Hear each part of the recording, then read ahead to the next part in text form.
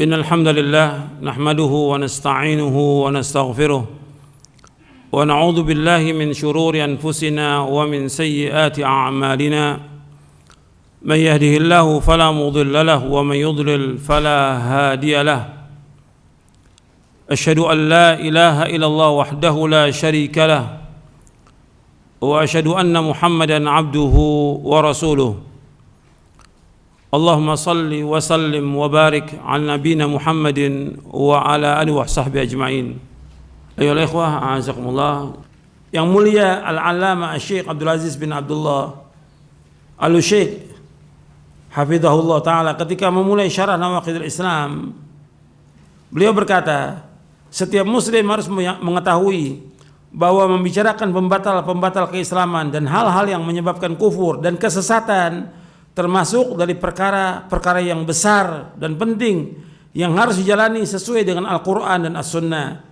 Tidak boleh berbicara tentang takfir dengan mengikuti hawa nafsu dan syahwat, karena bahayanya sangat besar. Jadi nggak boleh sembarang orang mengatakan bahwa dia telah batal Islamnya, nggak boleh. Jadi yang berhak mengatakan demikian ulama yang paham tentang masalah ini. Sesungguhnya seorang muslim tidak boleh dikafirkan dan dihukumi sebagai kafir kecuali sesudah ditegakkan dalil syar'i dari Al-Quran dan Sunnah. Istilahnya sudah ditegakkan apa di sini namanya? Hujjah. Sebab jika tidak demikian, orang akan mudah mengkafirkan manusia. Fulan kafir, ustadz ini kafir, syekh ini kafir. Nggak boleh dalam Islam. Dan menghukumi dengan kafir atau fasik dengan mengikuti hawa nafsu dan apa yang diinginkan oleh hatinya, sesungguhnya yang demikian termasuk perkara yang diharamkan. Allah Subhanahu wa taala berfirman dalam surah Al-Hujurat ayat 6, ya ayyuhalladzina amanu in ja'akum fasiqun binaba'in fatabayyanu. Wahai orang beriman, jika seorang fasik datang kepadamu membawa suatu berita, maka telitilah kebenarannya. Maka wajib bagi setiap muslim untuk berhati-hati. Tidak boleh melafadzkan ucapan atau menuduh seorang dengan kafir atau fasik kecuali apa yang telah ada dalilnya dari Al-Quran dan As-Sunnah. Sesungguhnya perkara takfir, menghukumi seseorang sebagai kafir, atau tafsik, menghukumi seorang sebagai orang fasik, telah banyak membuat orang tergelincir dan mengikuti pemahaman yang sesat. Yang pertama kali pemahaman yang sesat ini siapa kelompok namanya? Khawarij. Pertama kali Khawarij. Dia mengkafirkan orang yang berbuat dosa besar, dikeluarkan dari Islam. Yang Khawarij. Makanya kita wajib hati-hati. Sesungguhnya ada sebagian hamba Allah yang dengan mudahnya mengkafirkan kaum muslimin hanya dengan suatu perbuatan dosa yang mereka lakukan atau kesalahan yang mereka terjatuh padanya. Maka pemahaman takfir ini telah membuat mereka sesat dan keluar dari jalan yang lurus. Jadi antum hati-hati itu.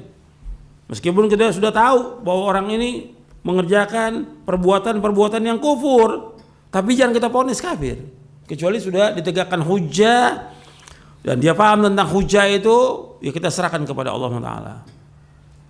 Jangan kita menghukumi. Nanti terus tuh kalau orang sudah kena penyakit itu terus, pasti orang itu sesat nanti. Karena dia nafsu kan. Oh kamu nggak ini percaya, kafir kamu. Terdatang lagi orang lain, kafir. Terus seperti itu. Sampai nanti orang tuanya dikafirkan oleh dia. Orang tuanya dikafirkan. Dan itu banyak terbukti. Dan saya pernah temui yang seperti itu. Saya pernah temui orang itu. Lantas kalau antum berpendapat seperti ini, orang tua antum bagaimana kafir? Kafir. La haula wala quwwata illa billah. Orang tua antum muslim yang dikafirkan. Ya karena itu keyakinan dia ketika nggak mengerjakan ini kafir, nggak mengerjakan kafir. Sampai orang tuanya dikafirkan.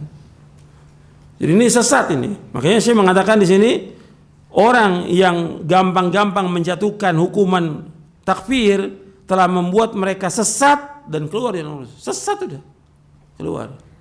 Kau udah gampang mengkafirkan, awalnya mengkafirkan penguasa.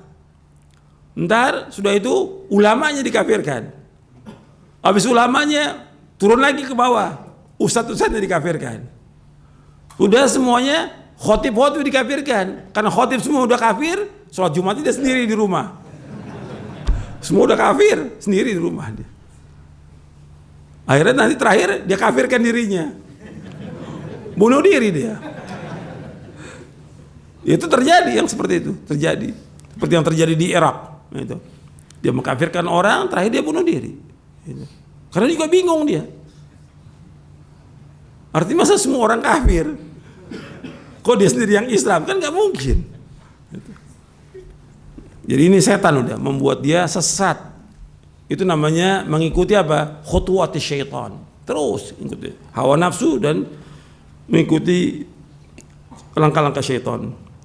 Untuk perhatikan lagi, Al-Imam Asy-Syaukani rahimahullah, Muhammad bin Ali Asy-Syaukani yang wafat tahun 1250 Hijriah. Dia berkata, menghukumi seorang muslim keluar dari agama Islam dan masuk dalam kekufuran tidak layak dilakukan oleh seorang muslim yang beriman kepada Allah dan hari akhir, melainkan dengan bukti dan keterangan yang sangat jelas, lebih jelas daripada terangnya sinar matahari di siang hari. Karena sesungguhnya telah ada hadis-hadis yang sahih yang diriwayatkan dari beberapa sahabat bahwa apabila seorang berkata kepada saudaranya wahai kafir, maka ucapan itu akan kembali kepada salah seorang dari keduanya. Dan pada lafaz lain dalam Sahih Bukhari Muslim dan selain keduanya disebutkan, barang siapa yang memanggil seseorang dengan kekufuran atau berkata musuh Allah padahal ia tidak demikian, maka akan kembali kepadanya. Hadis-hadis tersebut menunjukkan tentang betapa besarnya ancaman dan nasihat yang besar agar kita tidak terburu-buru dalam masalah kafir mengkafirkan. Ini dalam kitabnya Sailul Jarrar Al-Mutadaffiq ala Hadaiqil Azhar di juz yang keempat. Tentang lafaz hadis ini antum lihat lafaznya di halaman 363 364. Antum lihat. Tentang lafaz hadis itu enggak boleh gampang-gampang menuduh orang muslim dengan kafir. Di halaman 363 364. Rasulullah SAW bersabda, ayyu mamri'in qala li akhihi ya kafir faqad ba'a biha ahaduhuma in kana kama qala wa ila raja'at alaihi. Barang siapa yang mengatakan kepada saudaranya wahai kafir, maka ucapan itu akan kembali kepada salah seorang dari keduanya. Apabila saudaranya itu seperti yang ia katakan, maka ia telah kafir. Namun apabila ia tidak, maka akan kembali kepada yang menuduh. Hadis sahih riwayat Muslim, Abu Awana, Ibnu Hibban dan Ahmad dari sahabat Ibnu Umar radhiyallahu anhu. Rasulullah SAW juga bersabda, wa man da'a rajulan bil kufri aw qala aduwallah wa laysa kadzalik illa hara alaihi. Barang siapa yang menuduh kafir kepada seorang atau mengatakan wahai musuh Allah, sedangkan orang tersebut tidak demikian, maka tuduhan tersebut berbalik kepada dirinya sendiri. Hadis sahih Muslim dari sahabat Abu Dzar radhiyallahu an.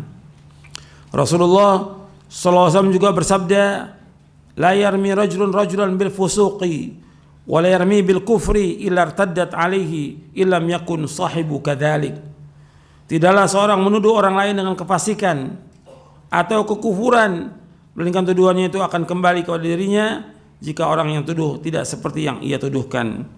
Hadis sahih riwayat Bukhari dan Ahmad dari sahabat Abu Dzar radhiyallahu an. Jadi hati-hati, nuduh orang itu kafir kalau enggak benar akan kembali kepada orang yang nuduh bahwa dia jadi kafir. Selanjutnya, pembatal keislaman yang disebutkan di atas adalah hukum yang bersifat umum.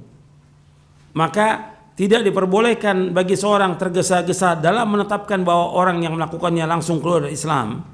Sebagaimana diterangkan oleh Syekhul Islam Ibnu Taimiyah rahimahullah, sesungguhnya pengkafiran secara umum adalah sama dengan ancaman secara umum. Wajib bagi kita untuk berpegang kepada kemutlakan dan keumumannya.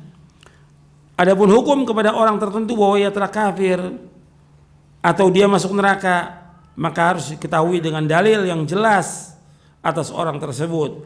Karena dalam menghukumi seorang harus terpenuhi dahulu syarat-syaratnya serta tidak ada penghalangnya. Ini dalam Majmu' Fatawa di juz yang ke-12.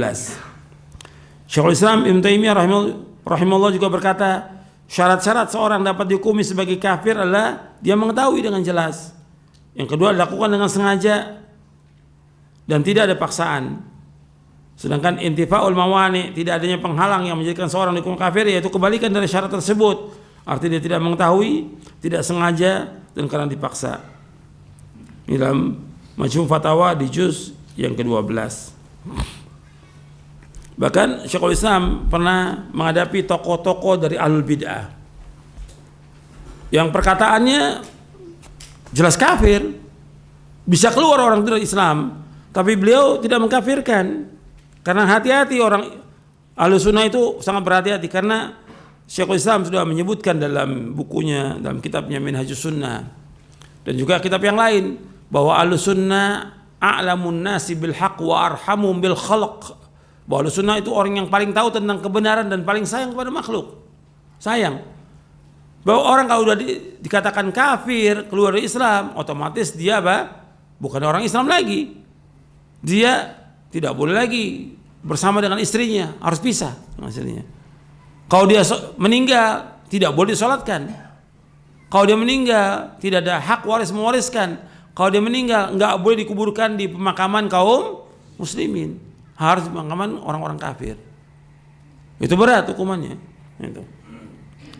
Dan ketika kita mengatakan orang itu kafir, kita sudah menetapkan orang itu tempatnya di mana? Neraka. Ini kejam, yang seperti ini kejam, nggak sayang kepada kaum muslimin. Makanya kewajiban kita untuk hati-hati.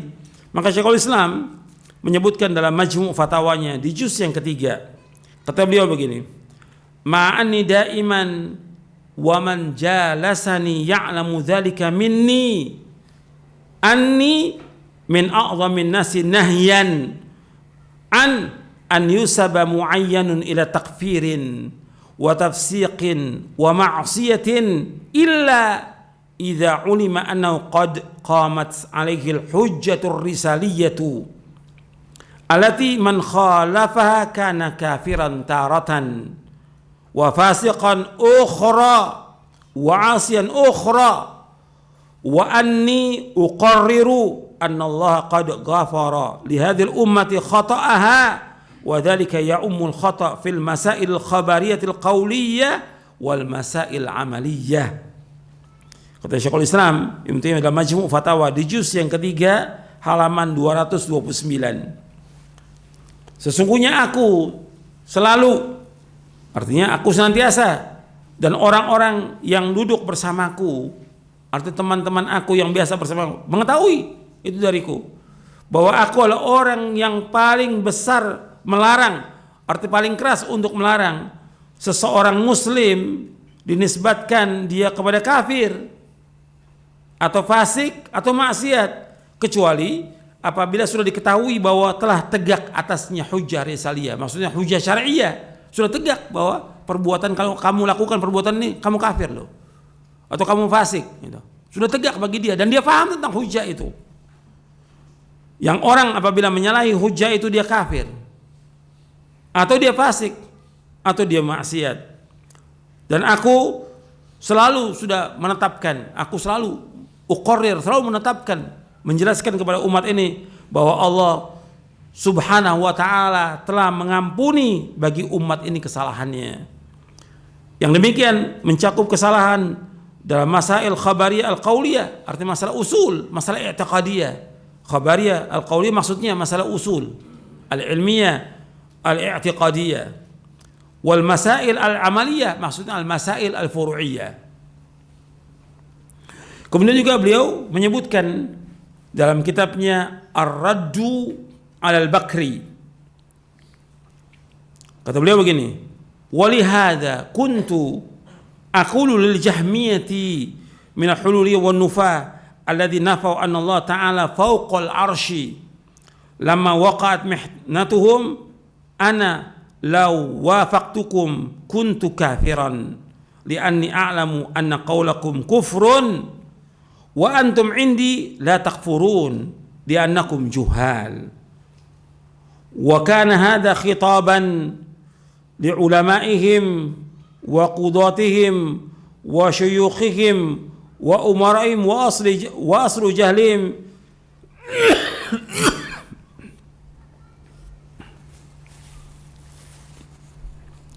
wa kana hadha khitaban li'ulamaihim wa qudatihim wa syuyukhihim wa umaraihim wa aslu jahlihim syubuhatun aqliyatun hasrat li ru'usihim fi qusurin min ma'rifatil manqulis sahih al-ma'qulis sarih al-muwafiq lahu. Kata Syekhul Islam Ibn Taimiyah rahimahullah dalam kitabnya Ar-Raddu Al-Baqri,